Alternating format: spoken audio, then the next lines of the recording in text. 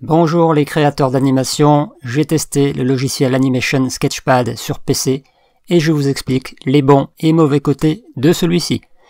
Tout d'abord, quand vous arrivez sur l'espace de travail, on vous propose un petit tour d'horizon des outils et des fonctions. Voilà, ça c'est une chose qui est pas mal quand vous êtes débutant. D'ailleurs, l'environnement de travail comme le procédé pour animer sont très simplifiés et rappellent clairement ce qu'on trouve dans les applications mobiles d'animation. Et oui, je m'arrête là pour le côté positif de logiciel, car puisqu'on parle de ressemblance avec les applis mobiles, la version PC est loin de proposer les mêmes avantages.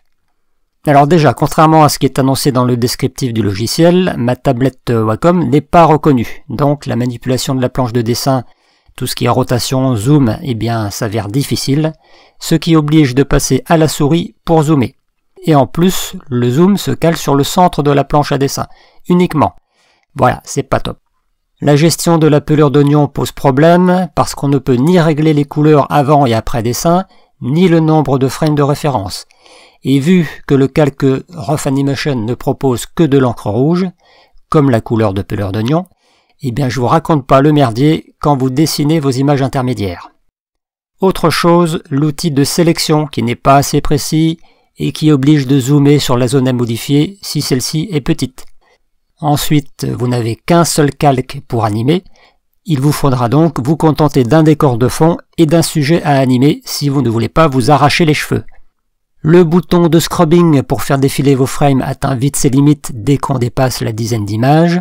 Et enfin, une fois votre animation terminée, je dis méfiance parce que pour ma part, je n'ai jamais pu exporter ni en GIF ni en MP4 mes animations. L'ordinateur a planté à chaque fois.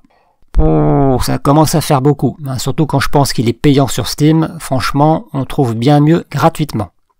Donc, si malgré mon avis, vous êtes quand même partant pour animer avec Animation Sketchpad, je vous conseille plutôt de choisir la version sur smartphone et tablette mobile.